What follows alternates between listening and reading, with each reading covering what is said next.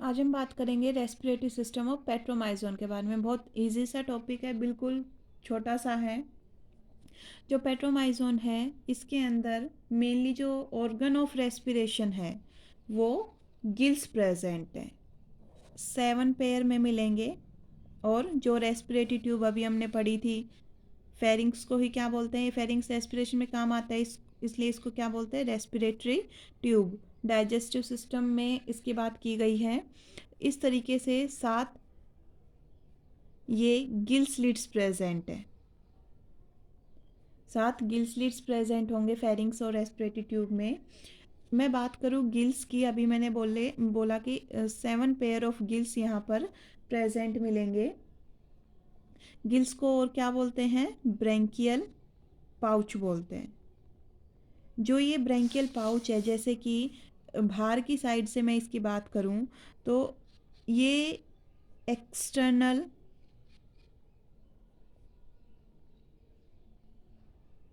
Gill slit है और ये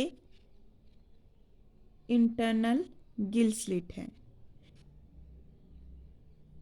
एक गिल की बात की जा रही है, ये इसकी आउटर कवरिंग है और इस तरीके से इसकी जो इनर वॉल है वो प्रेजेंट होंगी। ये आउटर वॉल और इस तरीके से इसकी इनर वॉल प्रेजेंट है। ये ल्यूमन है। आउटर वाली ये मस्क्यूलर लेयर मिलेगी और जो ये फोल्डेड फॉर्म में प्रेजेंट है ये इसको हम बोलते हैं गिल लैमिली। ये एक गिल की बात की जा रही है, एक ब्रैंकियल पाउच की बात की जा रही है। अब जो ये वाले स्ट्रक्चर आपको दिख रहे हैं, ये वाले स्ट्रक्चर है ये इंटरनल गिल स्लिट्स। तो जो इंटरनल गिल स्लिट्स हैं वो ओपन अप किस में होंगे, फेरिंग्स के अंदर ओपन अप होंगे। तो ये गिल स्लिट का डायग्राम आपको समझ आया कि इस तरीके से प्रेजेंट है। बाइकॉन्वेक्स लेंस के जैसे ये दिखते हैं, बाइकॉन्वेक्स लेंस के जैसे दिखते हैं। और ये एक्सटर्नल गिल स्लिट बाहर की ओर, इन एक्सटर्नल गिल स्लिट के थ्रू क्या आएगा, वाटर अंदर एंटर करेगा, इस पूरे के थ्रू पास ऑन होगा और फिर वो इंटरनल गिल स्लिट के थ्रू फेरिंग्स में जाएगा। जो ये गिल लैमिली है, हाईली फोल्डेड स्ट्रक्चर, यहाँ पर मेनली जो गैसियस एक्सचेंज है वो होगा।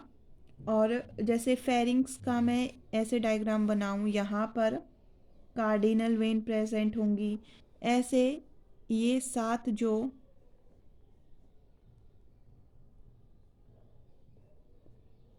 इस तरीके से दोनों साइड में ये ब्रैंकियल पाउच प्रेजेंट होते हैं, ये है फेरिंग्स वाला रीजन।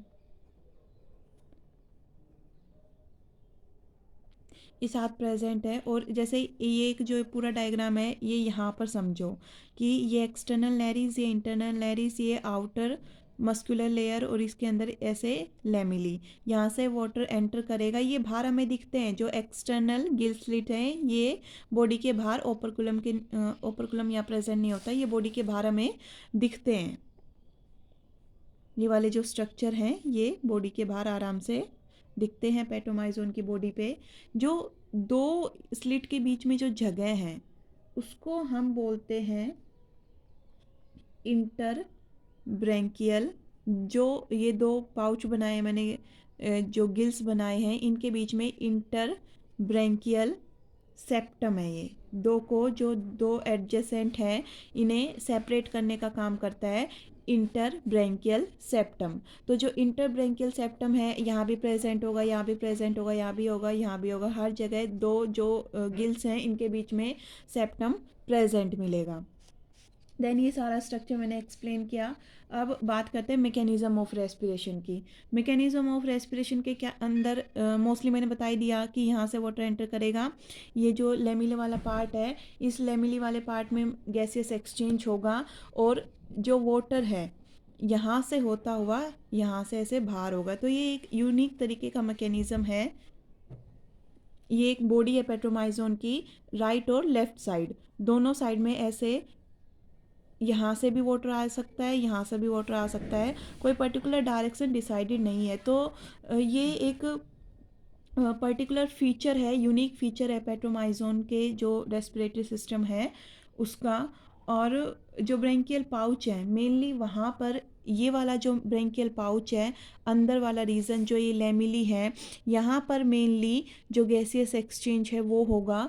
और इसका जो ये फोल्डेड स्ट्रक्चर है ये क्या रिप्रेजेंट करता है कि भाई ये काफ़ी अपने सरफेस एरिया को बढ़ाए हुए है, ताकि जो ऑक्सीजन वाटर के थ्रू अंदर आई है वो पूरे तरीके से यूटिलाइज़ की जा सके, और जो बाकी थोड़ी बहुत ऑक्सीजन बच गई वो फेरिंग्स की जो वॉल्स हैं वो यूटिलाइज़ कर लेंगी।